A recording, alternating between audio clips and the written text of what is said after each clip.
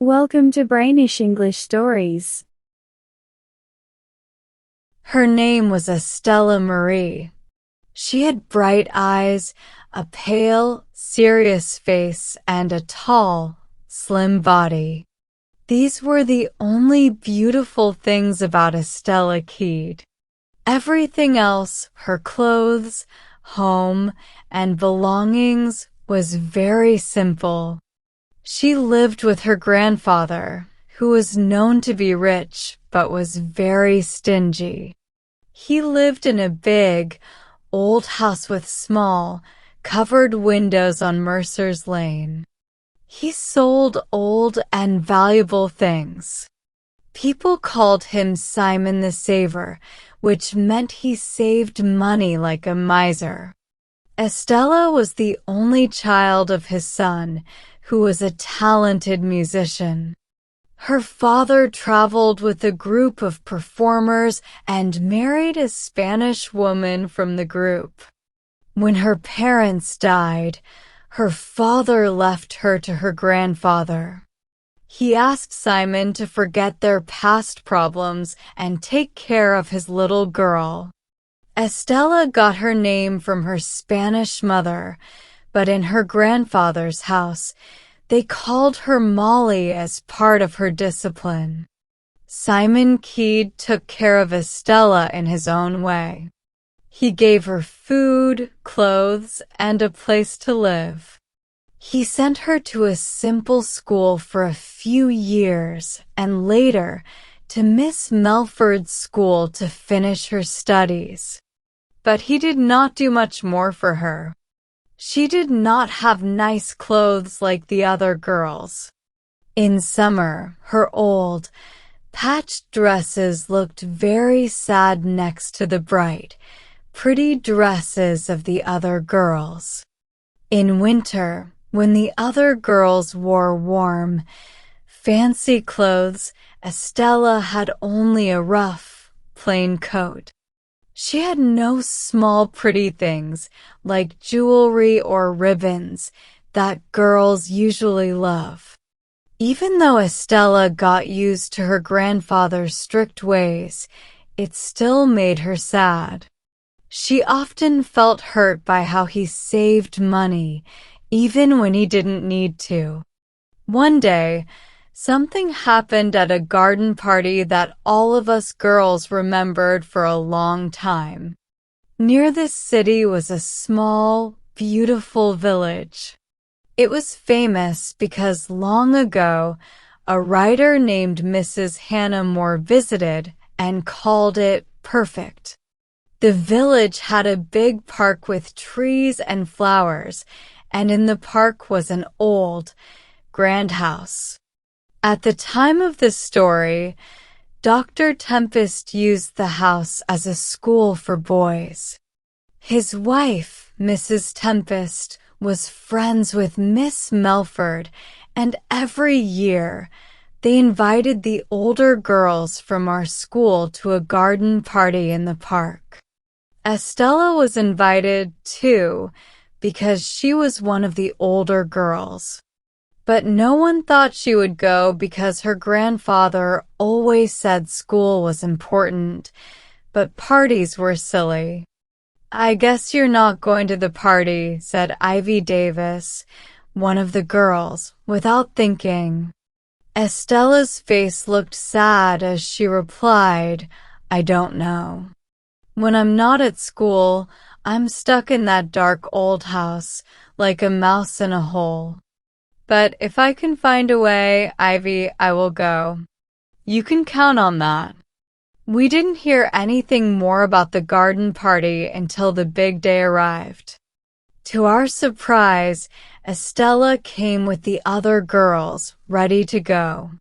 "Look, Gloria, look," Ivy whispered loudly as we walked through the hall. "Stella's actually here, and she looks nice. How did she manage it?" "Be quiet," I whispered back, but I was also surprised by how Estella looked. Her skirt, made of faded purple and white muslin, wasn't new, but it was good material and still pretty. The same could be said for her cream-colored blouse. What amazed us were her hat, necklace, and shoes. Her hat was made of burnt straw, with a wide brim and a low crown. It was from last summer's fashion, decorated with dull black silk and bows that could have been newer. But in front of the hat was a brooch made of pale pink coral and gold. It was beautiful and didn't seem to match the rest of her outfit. Around her neck was a gold and coral necklace, and her small, worn shoes had coral and gold buckles. She wore a matching coral set, and we all wondered how she got it. Even Miss Melford was surprised and impressed. She gently touched the necklace and said, "Very pretty, my dear. Your grandfather must have given you this set. How kind of him." Estella's face turned red as she replied, "He didn't give it to me, ma'am." And that was the end of the conversation. Miss Melford and I thought that maybe Mr. Keed had lent the jewelry to Estella for the day. It probably came from his collection of antiques. The garden party was wonderful, one of those bright and happy days you never forget. Peacocks walked proudly on the terrace and made us laugh when they spread their tails. We ate strawberries and cream under the elm trees, played games on the grass, and rested in cool rooms that smelled of potpourri when we got tired. I think Estella enjoyed the day as much as the rest of us, but on the way home, she became quiet and sad. Ivy noticed and said it was no surprise. After all, we were leaving the fairy tale party, and Estella would return to her usual life, like Cinderella after the ball. The next day, school ended for the holidays, and I went to spend the vacation with my uncle and aunt. When I returned, some students were missing, including Estella. I didn't ask Miss Melford why she was gone, but one morning in autumn, I saw Estella in Mercers Lane. She looked shabby in her old dress and worn-out hat. I asked if she had been sick. "Oh no," she replied. "I'm just very bored. I never go anywhere or see anyone. How can I not feel this way? I'm only Molly now. No one calls me Estella, my beautiful mother's name." She paused, then said, "I want to learn to use a typewriter or something and live in a big city. But Grandpa says I have to wait, and then he'll think about it. I hate this horrible lane," she added with a burst of anger. I looked down the long, old-fashioned street with its houses that had pointed roofs. In the distance, birds flew around the old church tower. "It's such a beautiful place," I said. "It makes you think about history and stories from the past." "I'm tired of the past," Estella said. "Everything at home is old. The jewels were worn by women who are now dead. The china and other old things stood in empty houses. Everything is from people who are gone. Even the house is old. All the rooms feel old.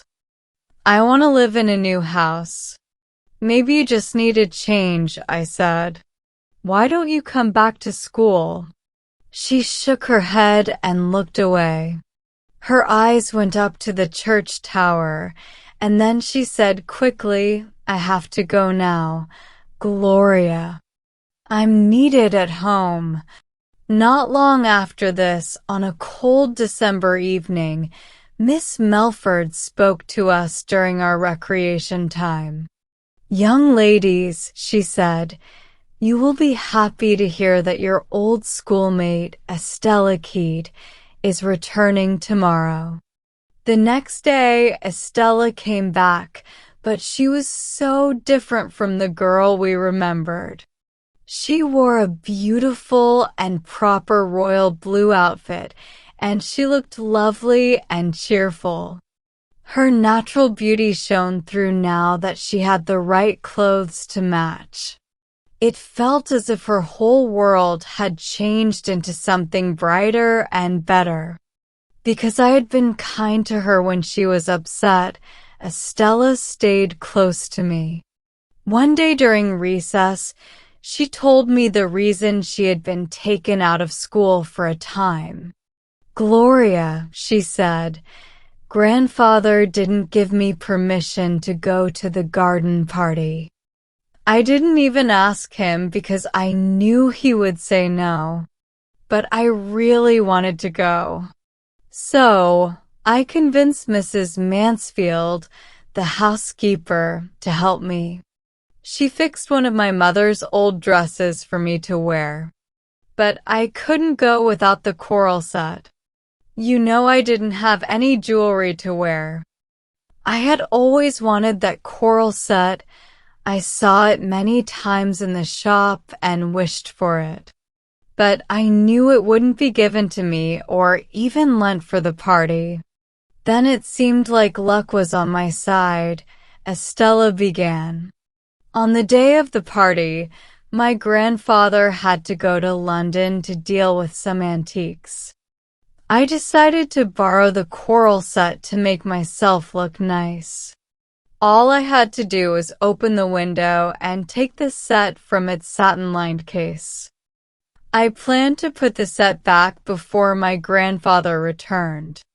But when I came home from the party, I found that he had taken an earlier train and was already back. He looked at me from head to toe, then touched the necklace and the clasp. His voice was stern when he asked where I had been. I couldn't speak at first, but then I told him the truth. "Grandfather," I said, "I went to Dr. Tempest's garden party with the senior girls from Miss Melford's. I didn't want to look different from the others, so I borrowed the coral set for the day. I didn't damage it at all."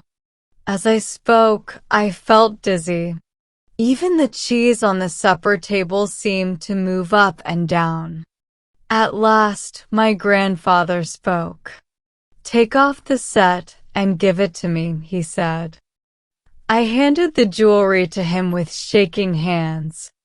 Then he said I would not return to school. "Go to your room," he added, "and I don't want to hear about this again. I fear you like pretty things as much as your mother did. You know the rest." I didn't go back to Miss Melford's school. I wouldn't be here now if not for Dr. Saunders.